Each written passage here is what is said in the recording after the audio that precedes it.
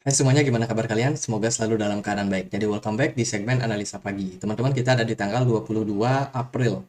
Dan kita akan update untuk news dan juga pergerakan dari market Bitcoin. Sebelumnya, aku mau ngucapin selamat Lebaran, selamat merayakan Idul Fitri bagi teman-teman yang merayakan. Dan mohon maaf lahir dan batin. Teman-teman, kemarin kita udah dapat beberapa data soal PMI, manufacture, jasa untuk Inggris. Hasilnya adalah PMI jasa positif dan manufacture-nya justru negatif. Jadi ada dua data yang mix lah, teman-teman. Jadi untuk hari ini, hari Sabtu, nggak ada terlalu banyak news. Jadi kita akan langsung bahas dari news-news yang ada di market. Jadi berita pertama itu datang dari Voyager yang akhirnya deal ya. Voyager deal itu diakuisisi 1 billion US dollar oleh Binance US. Jadi sukses diakuisisi. Which is ini adalah salah satu perusahaan lending berbasiskan DeFi gitu ya, Voyager. Sekarang dia sudah berhasil diakuisisi, artinya adalah positif, teman-teman. Semoga nanti harga daripada Voyager, tokennya Voyager, karena teman-teman yang nonton channel ini banyak pengen dibahas soal Voyager juga kemarin. Jadi ini adalah berita positif, semoga nanti harga Voyager tokennya masih bisa didongkrak naik setelah good news yang sudah disampaikan oleh Binance US ini, teman-teman. Jadi Voyager kemarin kena masalah, kenapa? Karena ya berhubungan sama kasusnya FTX, teman-teman. Jadi FTX itu merembet ya kemana-mana karena dia invest di banyak perusahaan dan juga dia juga menerima banyak invest dari perusahaan lain. So ini adalah ya sebuah good news lah, teman-teman. Terus ini ada berita dari China, Mandarin semua. Ini aku coba buat translate ya, teman-teman. Jadi ini berbicara soal aliansi industri GPT secara resmi mendirikan menyiapkan AI, teman-teman. Jadi ini adalah layanan bisa dibilang layanan mobile, terus Cina Telkom, kemudian juga ada China Unicorn. Jadi ini adalah sebuah holding perusahaan ya yang sekarang lagi mendevelop yang namanya project dalam bidang AI. Jadi dia melihat bahwa ada potensi kalau yang namanya AI ini bisa menjadi teknologi yang sangat-sangat membantu. Metaverse Global mengatakan bahwa permainan modal bahasa besar AI telah memasuki momen kritis. Apa yang dibawa ChatGPT ke China bukanlah krisis, tetapi peluang besar untuk mengembangkan berpeluang industri ini, mengembangkan industrinya, teman-teman. Jadi kalau teman-teman ingat beberapa beberapa kripto yang mungkin berhubungan sama yang namanya AI, terutama yang basisnya di Cina, itu kan kemarin sempat naik tuh. Salah satunya adalah Conflux. Conflux ini dia kerjasama bikin SIM card ya sama salah satu perusahaan Cina Telkom.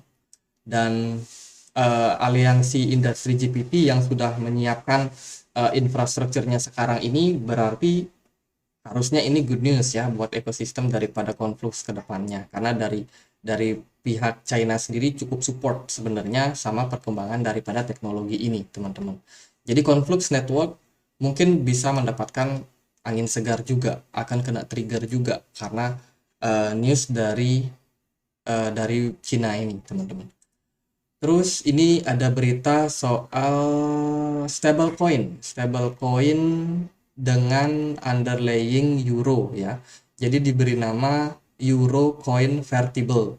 Ini adalah salah satu koin euro pertama. Jadi belum ada setauku koin stablecoin dengan backingan euro. Jadi ini koin yang pertama, koin Vertible, teman-teman. Jadi ini terobosan yang bagus, bisa menjadi alternatif juga bagi kita yang mungkin trading. Apalagi sekarang banyak yang bilang dedolarisasi ini bisa membuat harga dolar turun. Jadi buat teman-teman yang mungkin menyimpan banyak USDT, BUSD, USDC, itu pasti lagi ketar-ketir sekarang. Wah, kalau kalau dibelikan Bitcoin sekarang sayang. Terus kalau disimpan dalam USDT ya sayang juga. Padahal harga dari USD sendiri itu makin lama makin merosot, teman-teman.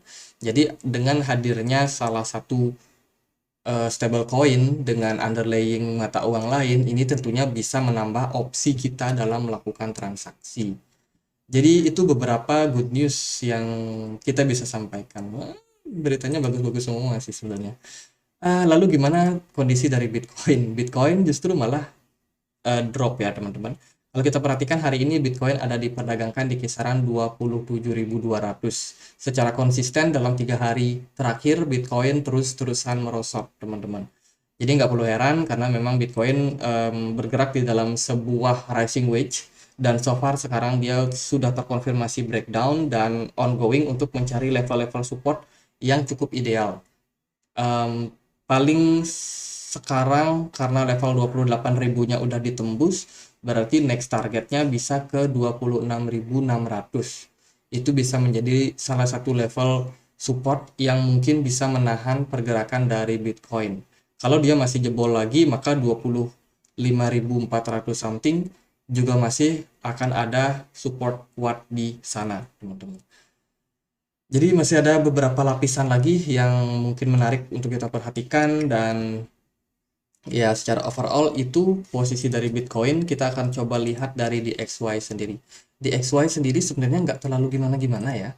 Indeks dolarnya sendiri nggak terlalu naik, nggak terlalu turun. Kalau dibilang turun juga nggak, masih bergerak sideways aja. Tapi pengaruh daripada Bitcoin itu justru negatif. Ini mungkin bukan faktor daripada indeks dolar yang naik ataupun turun, melainkan memang Bitcoin udah jenuh aja karena beberapa lama dia sudah rally tinggi ya, dan koreksi yang terjadi pun juga masih baru-baru saja terjadi. Jadi kalau kita perhatikan mana dia, ini kita tarik dari sini ke sini, Bitcoin udah naik sekitar 50 persenan sejak Maret sampai dengan April ini, 15 sampai ya dari 11 Maret sampai dengan 15 April. Jadi dalam sebulan udah naik 58%. Itu udah cukup tinggi, teman-teman.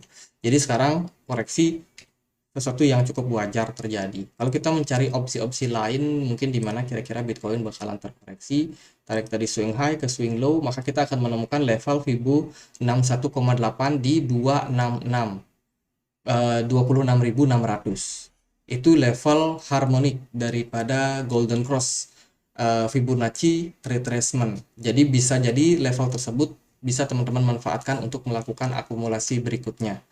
26,6 ribu dolar. Secara volume perdagangan, di perdagangan kemarin Bitcoin masih dalam tekanan seller yang cukup tinggi, volumenya cukup tinggi, kemudian posisi RSI-nya turun, smart money kosong di market ya. Jadi tekanan jual memang bisa dibilang sangat-sangat tinggi, teman-teman. Buat sekarang masih dalam fase koreksi. Mungkin dalam beberapa hari ke depan pun sepertinya Bitcoin masih cenderung koreksi sampai kita melihat adanya pergerakan sideways. Nah, di sana baru mungkin kita udah melihat lagi ya apakah ini Bitcoin potensinya udah cukup turunnya ataupun mungkin dia bakalan retrace sebentar, naik bentar, terus dia turun lagi. Nanti kita bisa temukan peluang-peluangnya seperti itu. Kalau sekarang mungkin kecenderungannya memang masih dalam bentuk koreksi karena belum ada tanda reversal. Reversal pattern belum terbentuk terhadap Bitcoin. Sementara dari RSI di time frame 4 jam udah dalam jenuh jual ya. Dengan posisi ini bisa kita bilang bahwa ya ini masih berpeluang untuk turun lagi sampai at the end dia bikin divergence. Jadi mungkin buat Bitcoin hari ini gitu aja. Semoga bisa bermanfaat. Dan kalau ada pertanyaan lain, ada koin lain buat dibahas, bisa tulis langsung di kolom komentar. Akhir kata saya Andri, terima kasih.